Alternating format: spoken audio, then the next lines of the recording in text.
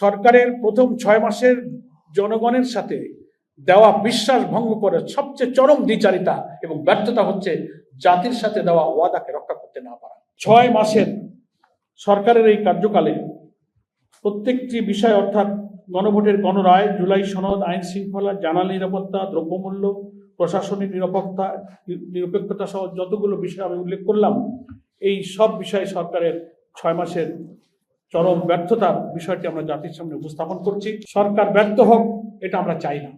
সরকারের ভালো কাজে সহযোগিতা করাই আমাদের পার্লামেন্টের বিরোধী নেতার প্রতিশ্রুতি যে আমরা ভালো কাজে সহযোগিতা করতে প্রস্তুত, কিন্তু বন্ধ এবং জনস্বার্থ বিরোধী কাজে আমরা বিরোধিতা করব। বিএনপি সরকার নির্বাচনের আগে নির্বাচনী জনসভাগুলোতে, নির্বাচনী ইশতেহারে বিদ্যমান রাষ্ট্র কাঠামো পরিবর্তন করে একটি নতুন রাষ্ট্র কাঠামো, সংবিধানের কাঠামোগত পরিবর্তনের মধ্য দিয়ে যে জুলাই সনদ আমরা সবাই স্বাক্ষর করেছিলাম, তার ভিত্তিতে যে গণভোট অনুষ্ঠিত হয়েছিল, সেই গণভোটের রায় কার্যকর তো করেইনি, বরং সেই গণভোটের প্রশ্নে সম্পূর্ণ নেতিবাচক ভূমিকায় সরকার অবস্থান নিয়েছে এবং নির্বাচনের পরে গঠিত জাতীয় সংসদেই প্রথম অধিবেশনে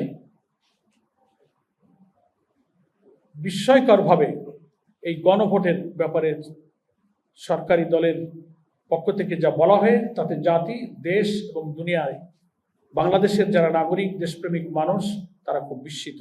13ই নভেম্বর 2025 সংবিধান সংস্কার যে আদেশটা হলো, প্রেসিডেন্সিয়াল অর্ডার, যেটাকে বলা হয় সংবিধান সংস্কার আদেশ, জুলাই জাতীয় সনদ বাস্তবায়ন আদেশ, এইটার ভিত্তিতেই একই দিনে 2টা ভোট হলো। গেজেটটা আপনারা সবাই দেখেছেন। একই দিনে জাতীয় ভোট এবং গণভোট হলো। বিএনপি এমপি হিসেবে শপথ নিল।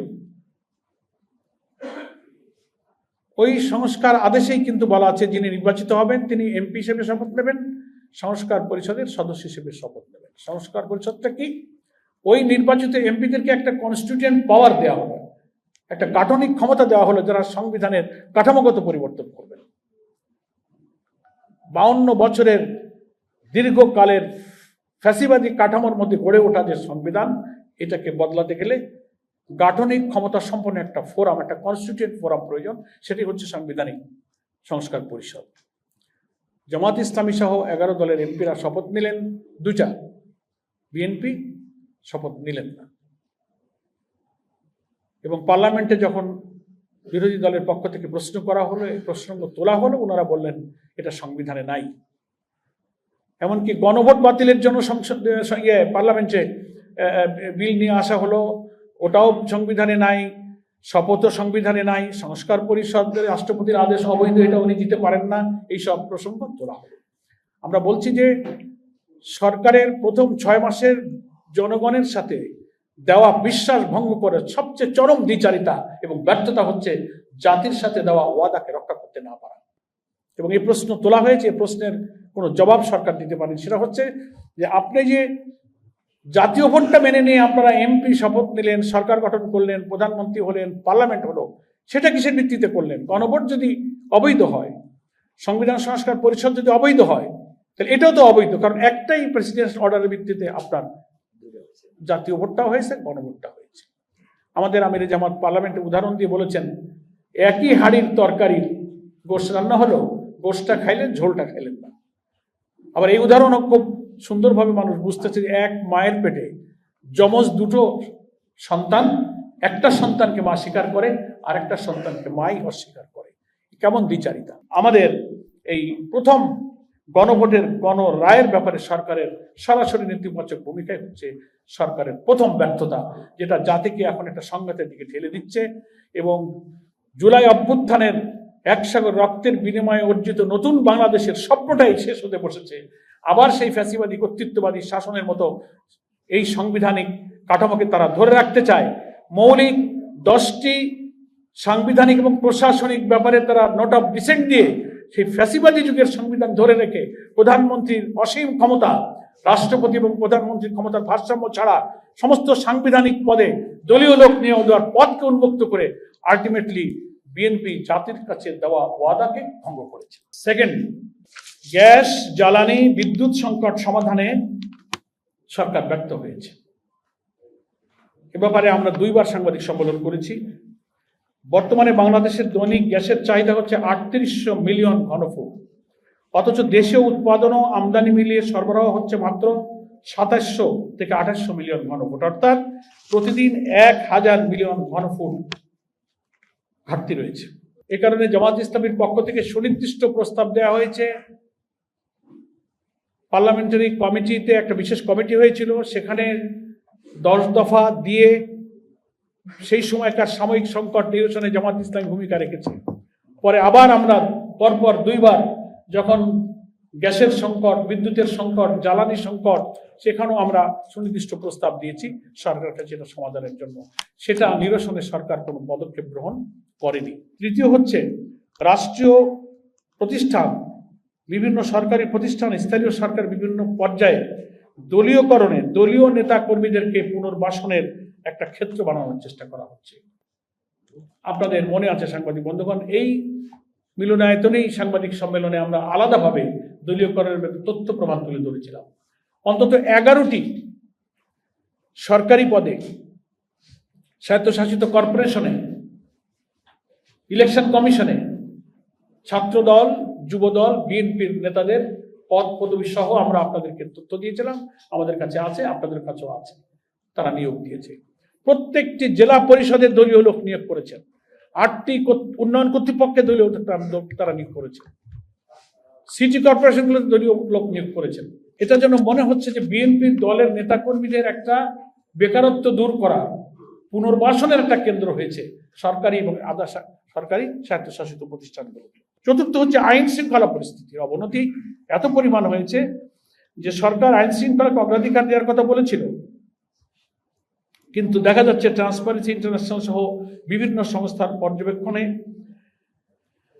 প্রথম 100 দিনেই তাদের 605টি হত্যাকাণ্ড, 294টি ছিনতাই, 196টি অপহরণ, নারী শিশু নির্যাতনের 3496টি ঘটনা রেকর্ড করা হয়েছে। এবং এই সময় দেশ জুড়ে আরো মব সহিংসতা, হত্যাকাণ্ড, মে মাস পর্যন্ত এসে আবার 915টি হত্যাকাণ্ড, 461টি ডাকাতি, 286 অপহরণ, 3277টি চুরির ঘটনা, 5448টি নারী ও শিশু নির্যাতন এবং মে এবং 2026-এ এসে 915টি হত্যা মামলা রেকর্ড হয়েছে। পঞ্চম, পররাষ্ট্রনীতিতে যে দুর্বলতা দেখানো যাচ্ছে আমরা সেটা উল্লেখ করতে পারছি। বাংলাদেশ ফার্স্ট পররাষ্ট্রনীতির মূল দর্শন ওনারা ঘোষণা করেছিলেন, কিন্তু 6 মাসে অভিজ্ঞতা আমরা দেখতে পাচ্ছি যে সমন্বিতভাবে অপারেশনাল ফরেন পলিসি ফ্রেমওয়ার্কের সেই রূপ দেওয়া তাদের সম্ভব হয়নি এবং শেখ হাসিনার প্রত্যর্পণ সহ অমীমাংসিত বিষয়গুলোতে দৃশ্যমান কোনো অগ্রগতি হয়নি। এবং 16 আগস্ট পররাষ্ট্র মন্ত্রণালয়কে বলতে হয়েছে প্রধানমন্ত্রীর ভারত সফরের জন্য আরো কন্ডিউসিভ এনভায়রনমেন্টের প্রয়োজন, অর্থাৎ ভারত সফরের সহায়ক পরিবেশ তারাও সৃষ্টি করতে পারছেন না। বাংলাদেশের প্রধানমন্ত্রীর পক্ষ থেকে সে ব্যাপারে অক্ষমতা ব্যক্ত করা হয়েছে। এগুলো মিন করে যে কূটনৈতিক এবং পররাষ্ট্রনীতি ডিপ্লোম্যাটিক ক্ষেত্রেও সরকারের একটা ব্যর্থতা যাচ্ছে। 12 লক্ষ রোহিঙ্গারা আন্তর্জাতিক মানবিক সহায়তার ঘাটতি এবং সবকিছুর উপর মিলিয়ে বাংলাদেশের উপর বিরাট বাড়তি চাপ সৃষ্টি করেছে। সেক্ষেত্রেও সেই রোহিঙ্গাদের প্রত্যাবর্ষণের যে পরিকল্পনায় সরকার ব্যর্থ, এখনো সে প্রক্রিয়া শুরু করতে পারে। ষষ্ঠ, দ্রব্যমূল্যের চাপে সাধারণ মানুষের ক্রয় ক্ষমতা একেবারেই সংকুচিত হয়ে আসছে। আমরা এটার ব্যাপারে আলাদা সাংবাদিক সম্মেলন করেছিলাম। 400 টাকায় চলে আসছিল কাঁচামরিচের কেজি। দ্রব্যমূল্যের চার্ট সব জায়গাতেই আছেন। মূল্যস্ফীতি 9.16%, খাদ্য মূল্যস্ফীতি 8.60%, খাদ্য বহির্ভূত মূল্যস্ফীতি 9.61%। এই পর্যায়ে কিন্তু চলে এসেছে। মূল্যস্ফীতি 9.42% থেকে 9.16% নামা মানে পণ্যের দাম কমে যাওয়া নয়, বরং দাম বৃদ্ধির গতি কিছুটা কমেছে। বাস্তবে খাদ্য, বাস ভাড়া, পরিবহন, নিত্য প্রয়োজনীয় ব্যয়ের চাপ নিম্ন ও মধ্যবিত্ত পরিবারের আয়কেই ক্রমশ চাপে ফেলছে, ফলে মানুষের প্রকৃত ক্রয় ক্ষমতা কমছে এবং বাজারে সেই অনুপাতে স্বস্তি ফিরছে না। সপ্তম, ব্যাংকিং সেক্টরে চরম নৈরাজ্য এবং বিশৃঙ্খল পরিস্থিতি। এ ব্যাপারে আপনারা সবাই জানেন যে ব্যাংকিং খাতের বর্তমানে সংকট দীর্ঘদিনের, এটা আমরা স্বীকার করি। বাংলাদেশ ব্যাংকের তথ্য অনুযায়ী মার্চ শেষে খেলাপি ঋণ দাঁড়িয়েছে 5,88,704 কোটি টাকা, যা মোট ঋণের 32.26%। 3 মাসেই ঋণ খেলাপি বেড়েছে 31,487 কোটি টাকা। কিন্তু সরকারের প্রথম 6 মাসেও খেলাপি ঋণ, দুর্বল ব্যাংকের তারল্য সংকট, আমানতকারীদের আস্থাহীনতা ও উচ্চ সুদের চাপ থেকে বের হওয়ার দৃশ্যমান কোনো অগ্রগতি লক্ষণীয় নয়। একই সঙ্গে বেসরকারি খাতে ঋণ প্রবাহ দুর্বল এবং মূলধনী যন্ত্রপাতির এলসি খোলা আগের বছরের তুলনায় 20 থেকে 30% কমে গিয়েছে, ফলে নতুন বিনিয়োগ ও কর্মসংস্থান উদ্বেগজনক। এছাড়া ইসলামী ব্যাংক নিয়ে তো যা হয়েছে, অযাচিত হস্তক্ষেপ সরকার দলীয় হস্তক্ষেপের কারণে ব্যাংকিং খাত আরো অস্থিতিশীল হয়ে উঠেছে। এবং আপনারা সম্প্রতি জানেন ইসলামী ব্যাংক ডাকাতির যে বড় ডাকাত, সেই ডাকাতকে বাঁচানোর জন্য ষড়যন্ত্র হিসেবে বাংলাদেশ ব্যাংকের গভর্নর জোর করে নির্দেশ দিয়ে ব্যাংক কর্তৃপক্ষের নিয়োগকৃত আইনজীবীকে পরিবর্তন করতে বাধ্য করা হয়েছে। নেক্সট, গুম প্রতিরোধ আইন। পার্লামেন্টে অন্তর্বর্তীকালীন সরকারের যে জারি করা গুম মানবাধিকার যে সমস্ত অর্ডিন্যান্স গুলো ছিল, সব আপনারা দেখছেন, এগুলো সব বাতিল করে। এবং স্বরাষ্ট্রমন্ত্রী ব্যাখ্যা দিচ্ছেন যে আমরা এটাকে নতুন করে আইন প্রণয়ন করব এবং একটা বিধানের মধ্য দিয়ে নিয়ে আসবো। অর্থাৎ হচ্ছে কি, এটাকে পুলিশের হাতে আওতায় আবার নিয়ে যাওয়া হয়েছে। কিন্তু কমিশন থাকলে, নিরপেক্ষভাবে একটা ব্যক্তি যখন গুম হয়ে যায়, তার তদন্ত, তার নিরপেক্ষ এবং সবকিছুর ব্যাপারে কিন্তু একটা ইনসাফপূর্ণ একটা ব্যবস্থা তার ব্যাপারে ওই গুম কমিশনের মধ্যে ছিল। এটা বাতিল করার মধ্য দিয়ে হয়েছে কি, যে যারাই গুম করবে তারাই তদন্ত করবে, পুলিশের হাতে চলে গেল।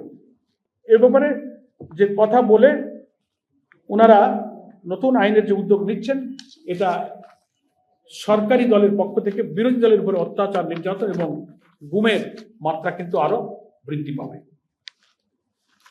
আরো কয়েকটি বিষয় আপনাদের কাছে আমি পেশ করছি। কৃষি খাতের খুব চরম অবস্থা গত 6 মাসে। সেখানে সারা দেশে সার নিয়ে হাহাকার দেখা দিয়েছে। কৃষক সরকার নির্ধারিত দামের 2 থেকে 3 গুণ দাম বৃদ্ধি দিয়ে সার কিনতে হচ্ছে, সার পাচ্ছে না। এবং নানা সিন্ডিকেট করে এক শ্রেণীর লোক এই সারের ক্রাইসিস তৈরি করছে এবং মূল্য বাড়িয়ে দিয়েছে।